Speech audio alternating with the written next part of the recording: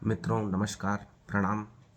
महाकुंभ के महा उत्सव में आप सभी का स्वागत है। आप भूमि के जिस भूखंड पर भी उपस्थित हैं, महाकुंभ में ही हैं, उस अमृत काल में उपस्थित हैं, जिसका सौभाग्य बहुत ही कम लोगों को मिलता है।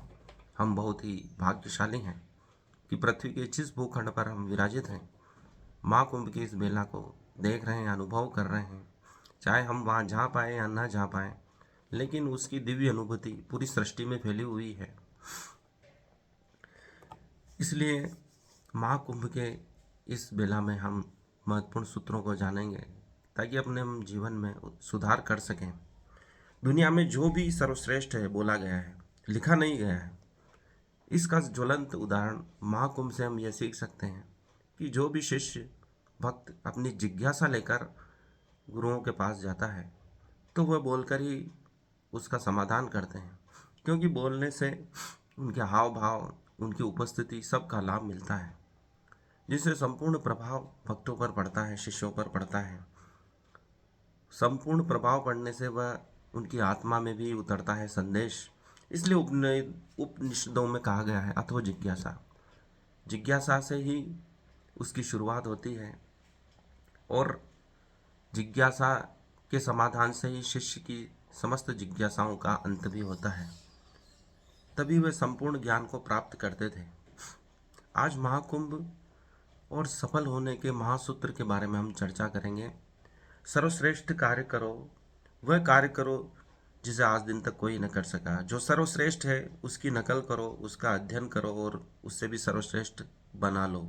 विनम्रता का भाव रखो, स्वधर्म व रुचि के अनुसार कार्य करो, अपने आप को मुसीबत में डालो, अचानक उठो और सफल हो जाओ। अर्थात कार्य करो एक छलांग के रूप में और तत्काल सफल हो जाओ। लगातार प्रयास जारी रखें, नींद में भी, हार में भी, स्वीकार में भी, अस्वीकार में भी अपने प्रयास न छोड़ें। महा ऊर्जा का विज्ञान सबसे अंत में बताएंगे। पूरी सांस कैसे लें, भोजन पूरी तरह चबाकर कैसे खाएं ताकि हमें संपूर्ण ऊर्जा प्राप्त हो।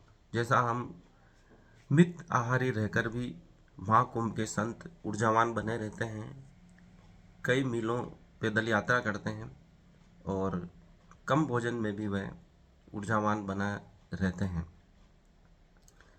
लास्ट में सिर दर्द जो सभी महिलाओं को होती है, उसके बारे में भी महाकुंभ के ऋषियों के उपाय बताए जाएंगे। तो सबसे पहले हम चर्चा करते हैं, सफल होने के लिए सर्वश्रेष्ठ कार्य करें। जो भी कार्य करें, यह भाव रखें कि जो भी मैं कर रहा हूँ, संसार का सर्वश्रेष्ठ कार्य कर रहा हूँ, मुझसे बढ़कर इस कार्य को कोई नहीं कर सकता। नहीं भी कर सकते हो तो भी यही भाव रखें कि मेरे द्वारा सर्वश्रेष्ठ कार्य किया जा रहा है। आज जो एलन मस्क, स्टीव जॉब्स ने जो कार्य किए हैं, वो सर्वश्रेष्ठ कार्य के रूप में ही प्रदर्शित करके किए हैं। उन्होंने ऐसे कार्य किए हैं, यह सोच कर किए हैं कि मेरे द्वारा जो कार्य किया है वह और कोई नहीं कर सकता है। स्टीव जॉब्स ने एप्पल को सर्वश्रेष्ठ बनाने का प्रयास किया और वास्तव में उसे सर्वश्रेष्ठ बना कर रहे हैं। आज एप्पल के नाम से आईफोन बिकते हैं, उनके मैकबुक, लैपटॉप इत्यादि बिकते हैं। उन्होंने उसे सर्वश्रेष्ठ बनाने का प्रयास किया। उसके आसपास भी लोग पहुंच न पाए, इसके लिए उन्होंने प्रयास किया। यदि आप सर्वश्रेष्ठ कार्य नहीं कर सकते हैं तो आपके मन में दुविधा बनी रहेगी कि मैं असफल हो सकता हूँ। इसलिए यदि आप वर्तमान में सर्वश्रेष्ठ नहीं भी कर पा रहे हैं तो भी यही भाव रखें कि मैं जो कर रहा हूँ दुनिया में से कोई नहीं कर सकता, मुझसे ज़्यादा सर्वश्रेष्ठ कार्य कोई नहीं कर सकता, फिर आपको सफल होने से कोई नहीं रोक सकता। परमात्मा दिव्य प्रेरणा उसी को देता है जो सर्वश्रेष्ठ विचार रखता है। इसलिए पंडित श्री राम शर्मा आचार्य ने कहा है, सादा जीवन उच्च विचार। यदि आपका जीवन सादा भी है लेकिन आपके हाथ में है कि अपने विचारों को उच्च रख सकते हैं। यदि आपके विचार उच्च हैं तो आप सर्वश्रेष्ठ कार्य कर पाएंगे। वह कार्य करो जिसे आज दिन तक कोई नहीं कर सका। अपने लिए ऐसे लक्ष्यों का निर्धारण करो जिसे आज दिन तक किसी ने नहीं किया। जैसे एलन मस्क ने प्राइवेट रॉकेट बनाने का संकल्प लिया, स्टारलिंक सैटेलाइट बनाने का संकल्प लिया, रोबोटिक चिप मस्तिष्क में प्रतिस्थापित की, तो ये ऐसे संकल्प है जिसे कोई सोचता तक नहीं है, लेकिन उन्होंने उसे अपनी संकल्प शक्ति के द्वारा सिद्ध करके बताया है। लोगों से संवाद स्थापित करो। गुरु शिष्य के संवाद इसका उदाहरण है। हम लोगों से जुड़ते नहीं हैं, यह हमारी आज के युग की सबसे बड़ी समस्या है। जितना हम लोगों से जुड़ेंगे उतनी सकारात्मक ऊर्जा मिलेगी। प्राचीन काल में जिज्ञासा लेकर शिष्य गुरु के पास जाता था और उनके संवाद से ग्रंथों का जन्म हुआ। वे आज भी लोगों को प्रेरणा देते हैं। कृष्ण और अर्जुन के संवाद से गीता का उदय हुआ, भगवत गीता का, जिसे हम आज भी पढ़ते हैं हजारों सालों के बाद भी। वह शास्त्र बन गया और वही अर्जुन के लिए सफलता बन गया। शास्त्रों और संवाद से हमें स्वरुचि का भी पता चलता है। वह कार्य कर सकते हैं जिसे आज दिन तक नहीं किया गया। अर्जुन ने भी वह कार्य किया जिसे उससे पूर्व किसी ने नहीं किया था। यदि हम ऐसा सोचकर कार्य करते हैं कि आज तक किसी ने यह कार्य नहीं किया, तो स्वयं में ही सर्वश्रेष्ठता का भाव आने लगता है, सफलता का भाव आने लगता है, आत्मविश्वास का भाव आने लगता है। इसलिए एक तो सर्वश्रेष्ठ कार्य करने का भाव मन में रखो और ऐसा सोचो कि मैं जो कर रहा हूँ आज दिन तक किसी ने नहीं किया है। यदि आप ऐसा कार्य नहीं कर सकते हैं जो अनोखा हो, पहले कभी नहीं किया गया हो, और आप दूसरों के जैसा कार्य भी कर रहे हैं, तो जो सर्वश्रेष्ठ है उसकी नकल करो, उसका अध्ययन करो, उससे भी सर्वश्रेष्ठ बना दो। पूरी दुनिया का में भी जो सर्वश्रेष्ठ है उन चीज़ों का अध्ययन करो, उन ग्रंथों का अध्ययन करो, उस तकनीक का अध्ययन करो और स्वयं को सर्वश्रेष्ठ बना लो। एप्पल कंपनी यही करती है। कोई भी तकनीक आती है तो सबसे पहले वो नहीं लाती है। सैमसंग या दूसरी कंपनियां नई तकनीक का उपयोग करती हैं और एप्पल उसका अध्ययन करती है और उसको सर्वश्रेष्ठ रूप में कैसे पेश किया जाए उसके बारे में प्रयोग करती रहती है और फिर वह सबसे सर्वश्रेष्ठ उस तकनीक का उपयोग करने वाली बन जाती है तो उसे मार्केट में लाती हैं। यदि आप नकल भी कर रहे हैं तो अपने रूप को ऐसा प्रतिस्थापित करो कि वह दूसरों से सर्वश्रेष्ठ हो जाए। दुनिया में वर्तमान में उस चीज़ के मुकाबले कोई भी चीज़ आपके जैसी ना दिखाई दे, आप ही सर्वश्रेष्ठ रूप में प्रदर्शित हो। इतना सब करने के बाद भी अपने विनम्रता के भाव को न छोड़ें, क्योंकि कहा गया विद्या ददाति विनयम। रामायण में भी जब भगवान वशिष्ठ राम लक्ष्मण सहित भाइयों को शिक्षा देते हैं तो उनको सबसे पहले यही ज्ञान देते हैं कि विद्या ददाति विनयम। अपने आप में विनय की स्थापना करो, तभी विद्या तुम्हें प्राप्त होती है, ज्ञान प्राप्त होगा। गुरुकुल पद्धति में पढ़ते समय कुछ सोचो मत, बस पढ़ो, बाद में सोचो, मनन करो। विनम्र रहने का यही अर्थ है। पहले अपना दिमाग मत लगाओ, दिमाग को बाहर रखो, फिर किसी गुरु की शरण में जाओ। अर्थात गुरु कुछ सिखा रहा है तो अपने विचारों को मत आने दो, सिर्फ उसे सुनो। अपने कान, शरीर, मन, आत्मा सभी से केवल सुनने का कार्य करो। जब वो पूरा सुना दे उसी के बाद ही उसके बारे में मनन करो, उसके बारे में तर्क न करो, क्योंकि तर्क तो दोनों तरफ चलता है। जो ज़्यादा तर्क शास्त्री होता है वह गलत चीज़ को भी सही सिद्ध कर सकता है। कोर्ट में यही होता है, जिसके तर्क ज़्यादा मजबूत होंगे वही पक्ष मजबूत होता जाता है। इसलिए तर्क न रखो, विनम्रता से ही ज्ञान प्राप्त होता है। बहुत सारी चीज़ें बिना तर्क के ही समझी जा सकती है, सीखी जा सकती है। हर चीज़ में हम तर्क करेंगे तो ज्ञान को कभी प्राप्त नहीं कर सकेंगे। ऐसा गुरुओं का कथन है, ऋषि मुनियों का कथन। स्वधर्म व रुचि के अनुसार कार्य करो। कृष्ण अर्जुन को यही कहते हैं कि अर्जुन, तुम्हारा स्वधर्म क्षत्रिय भाव का है और तुम्हारी रुचि भी तीर चलाने में है, धनुष बाण चलाने में है। तुम उसको छोड़ के संन्यास लेना चाहते हो तो कहीं के भी नहीं रहोगे। तो अपनी रुचि को पहचानो और स्वधर्म अर्थात तुम्हारा शरीर, मन, आत्मा किस कार्य के अनुकूल बना है वह कार्य करो। अब इतना नष्ट हो चुका है और मेरे बर्बाद होने की संभावना भी नहीं बची है, अर्थात तुम्हारे खोने के लिए कुछ नहीं बचा है। कुछ बचा लेंगे और सफलता हमको प्राप्त हो जाएगी, यह संभव नहीं है। सब कुछ त्याग करना पड़ता है, कई बलिदान करने पड़ते हैं। तुम्हारी जंजीर, मार्टिन लूथर ने कहा, तुम्हारी जंजीरों के सिवा तुम्हारे पास खोने के लिए कुछ नहीं है। अर्थात प्रत्येक मनुष्य के पास भी यही जीवन है, किसी भी क्षण का कोई भरोसा नहीं है। यदि आपको कह दिया जाए कि आज का ही जीवन बचा है तो आप क्या करोगे? जो भी महत्वपूर्ण कार्य है उसे निपटाने का प्रयास करोगे। इसलिए यह भाव रखो कि अपनी संपूर्ण ऊर्जा सफलता में लगा दो, क्योंकि आपको बचाने के लिए कोई चीज़ आपके पास बची नहीं है, क्योंकि सब कुछ धरती पे ही छूट जाएगा। आपकी सफलता आपके प्रयासों पर, बलिदान पर, त्याग पर, तपस्या पर निर्भर करती है। इसलिए महाकुंभ में ऋषि मुनि घनघोर तप करके सिद्धियों को प्राप्त करते हैं। विभिन्न प्रकार की सिद्धियों का जो प्रदर्शन ऋषि मुनि कर रहे हैं महाकुंभ में, उनकी घनघोर तपस्या का ही परिणाम है। ऐसा नहीं है कि उन्होंने सहज ये उपलब्धियां प्राप्त कर ली हैं, उन्होंने कठोर परिश्रम किया है। यदि हमें सफलता प्राप्त करनी है तो कठोर परिश्रम की आवश्यकता है, त्याग की, बलिदान की आवश्यकता है। अपना आप को मुसीबत में डालो।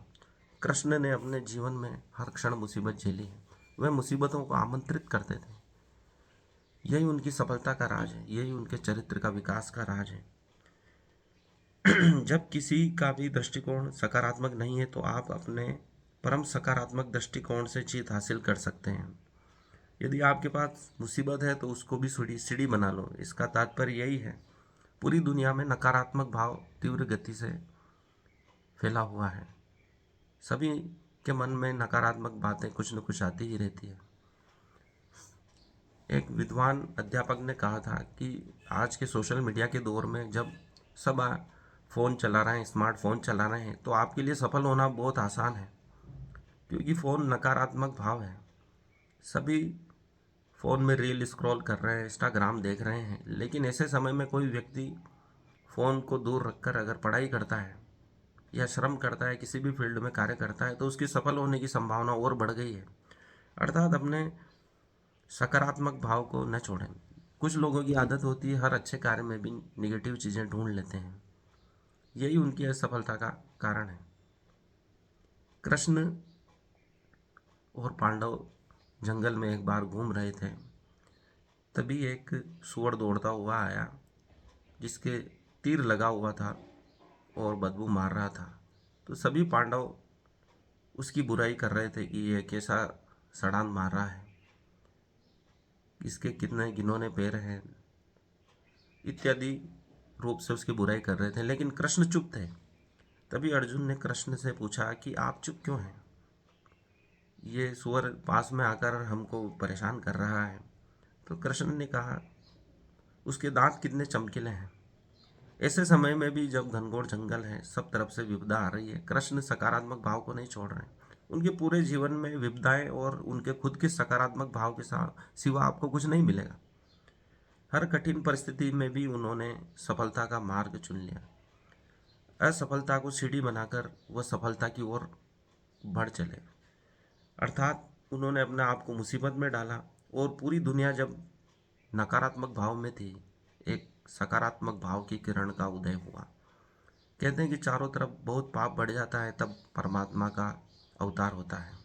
जब चारों तरफ रावण का पाप बढ़ गया था तब पृथ्वी माता ब्रह्मा जी के पास जाकर विनय करती है कि इस पृथ्वी को बचा लो, क्योंकि पाप बहुत बढ़ गया है। तो ब्रह्मा जी विष्णु के पास जाने का आग्रह करते हैं, तो विष्णु जी अवतार लेकर पाप का अंत करते हैं। इसी प्रकार द्वापर युग में पाप का बढ़ना हुआ तो कृष्ण का जन्म हुआ, अर्थात एक तीव्र सकारात्मक भाव का उदय हुआ। जब चारों तरफ निराशा हो और कोई आशा की किरण बांधता है तो वही अवतार होता है। अचानक उठो और सफल हो जाओ। आपकी सफलता और असफलता में एक छलांग की दूरी है।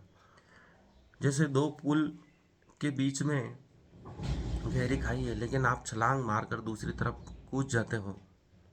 आपकी सफलता भी ऐसी है। ये एक तरफ असफलता की तरफ बैठे हो, या तो जीवन भर असफलता को गले लगाकर पकड़ कर बैठो, या कूद कर अपने अचानक प्रयास से सफलता को प्राप्त कर लो।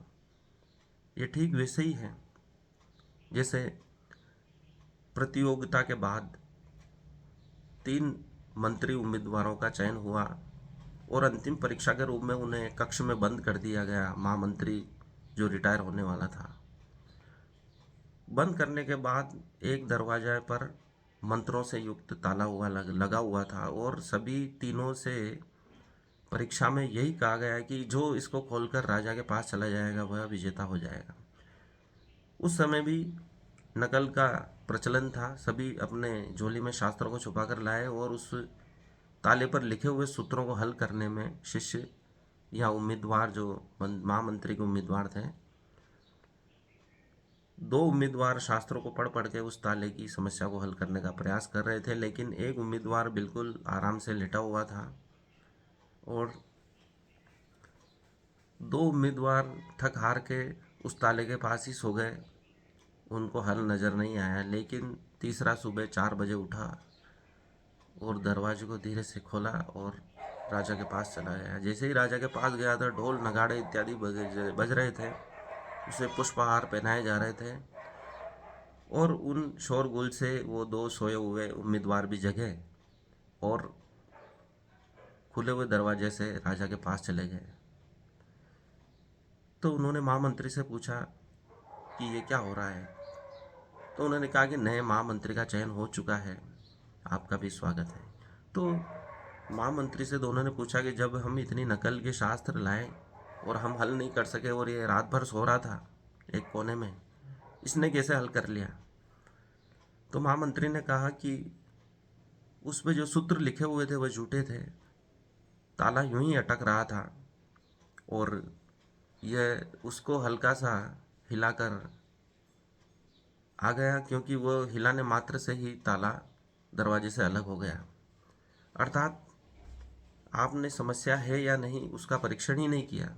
वास्तव में जीवन में समस्याएं है या नहीं, इसको पता लगाना आवश्यक होता है। बहुत सी बार हम नकली समस्याएं मान लेते हैं, सर्प में रस्सी मान लेते हैं और अंधेरे में भूत समझ लेते हैं। इसलिए बहुत सारी समस्या होते हुए भी, नहीं होते हुए भी हम उसे होती हुई मान लेते हैं। यही पूरे जीवन का चक्र है। जीवन में कोई समस्या नहीं है, लेकिन हम काल्पनिक समस्याओं को गढ़ लेते हैं। इसलिए अचानक उठो, दरवाजे को खोलो, कोई समस्या नहीं है, आप सफल हो सकते हैं। लगातार प्रयास जारी रखें, अपने प्रयासों को छोड़े नहीं। लगातार चलते रहने से चींटी अपने लक्ष्य की ओर पहुंच जाती है। बार बार गिरने पर भी चींटी पहाड़ को चढ़ जाती है। ऐसी कई कथाएं हैं। ये सफलता के महासूत्र थे जो महाकुंभ में ऋषियों से हमें मिलते हैं, क्योंकि वे लगातार तप करते रहते हैं। उन्हें परमात्मा के दर्शन नहीं हो जाते, कई जन्मों से वे तपस्या कर रहे हैं और परमात्मा से उनको साक्षात्कार हुआ या नहीं हुआ, लेकिन वह अपने उत्साह को नहीं छोड़ते हैं। अब अंत में हम उन ऋषियों के महाप्रयोग को बताएंगे जो बहुत ही आसान है, जिसके लिए हम गोली खाते हैं, सिर दर्द रहता है, और उसका मुख्य कारण है कि आज के इस कलयुग के जीवन में, आधुनिक जीवन में हम सांस लेना भूल गए हैं। हम उतली सांस लेते हैं। ऋषि मुनियों ने कहा है कि हम पेट तक, नाभि तक सांस लेना चाहिए। यदि हम गहरी सांस लेने का प्रयोग करने लग जाएं, चाहे दिन में 10-12 बार भी, जब भी सिर दर्द हो आप गहरी सांस लें, उसे नाभि तक लाने का प्रयास करें। यदि आप नाभि तक लाने में असमर्थ हैं तो पूरे फेफड़ों में अपनी सांस भर लें, तो आप सिर दर्द से उसी समय मुक्त हो जाएंगे। ये एक सरल प्रयोग है, लेकिन हम इस चीज़ों को सदियों से भूलते आ रहे हैं। छोटे छोटे प्रयोग हैं, लेकिन करना आसान है। भोजन को पूरी तरह चबाकर खाएं तो दुनिया में अन्न की समस्या खत्म हो जाएगी। हम भोजन को चबाकर नहीं खाते हैं। एक कोर को 40 बार तक चबाएं तो उससे संपूर्ण ऊर्जा मिलती है, क्योंकि बैल जंगल में हरी पत्तियाँ खाता है, घास खाता है, लेकिन उसकी जुगाली करता है क्योंकि उसको वो अच्छी तरह चबा रहा है। तो बिना किसी ऊपरी आहार के भी वह सिर्फ घास खा रहा है, फिर भी हमसे ज़्यादा ताकतवर है। तो उसका कारण यह है कि वह पदार्थ की, घास की संपूर्ण ऊर्जा को अवशोषित करने में सक्षम है। किसी आहार विशेषज्ञ ने कहा कि हम अंगूठे के नाखून के बराबर टुकड़ा तोड़कर भोजन लें, रोटी को बड़े टुकड़ों में न काटें, तो कम मात्रा में भोजन जाता है और अधिक ऊर्जा उत्पन्न करता है। इसलिए भोजन रोटी के अलग छोटे छोटे टुकड़े करें और उनको अच्छी तरह से चबाएं। इससे यह होगा कि हमारी लार उस भोजन में अच्छी तरह मिलती है और अधिक से अधिक ऊर्जा प्राप्त होती है। ये दोनों सूत्र हैं जो आपको आपकी ऊर्जा को, शारीरिक ऊर्जा को और मानसिक ऊर्जा को बनाए रखेंगे, आपको शारीरिक स्वास्थ्य देंगे, पेट की समस्याओं का अंत करेंगे, सिर दर्द की समस्याओं का अंत करेंगे। भोजन से कैसे संपूर्ण ऊर्जा लें, ये दोनों महासूत्र हैं जो आपके स्वास्थ्य को उत्तम रखेंगे, जिससे आप साधना कर पाएंगे, आत्मिक स्वास्थ्य को उत्तम रख पाएंगे। महाकुंभ में आए हुए ऋषि बीमार क्यों नहीं दिखते हैं? क्योंकि स्वास्थ्य के नियम भी जानते हैं। मिच्छामि दुक्कडम, अंतिम जो हमारा आज की चर्चा का विषय है, मिच्छामि दुक्कडम। उनको भी माफ कर दो जो भविष्य में गलती करने वाले हैं, लेकिन हम स्वयं को माफ करना सीखें। उन सभी से माफ़ी मांग लें जिनसे जाने अनजाने में हमने गलती की है। क्योंकि याज ऋषि ने जब धृष्टद्युम्न नामक पुत्र, याज ऋषि ने कहा नरक की आग को, बदले की आग को छोड़ दो, क्योंकि बदला लेना नरक की आग में जलने जैसा है। जब द्रौपदी के पिता अर्थात द्रुपद याज ऋषि के पास द्रोण वध के लिए पुत्र कामेष्टि यज्ञ के लिए गए, तो याज ऋषि ने उन्हें पहले मना कर दिया था कि तुम इस नरक की आग से निकल जाओ, बदले की आग से।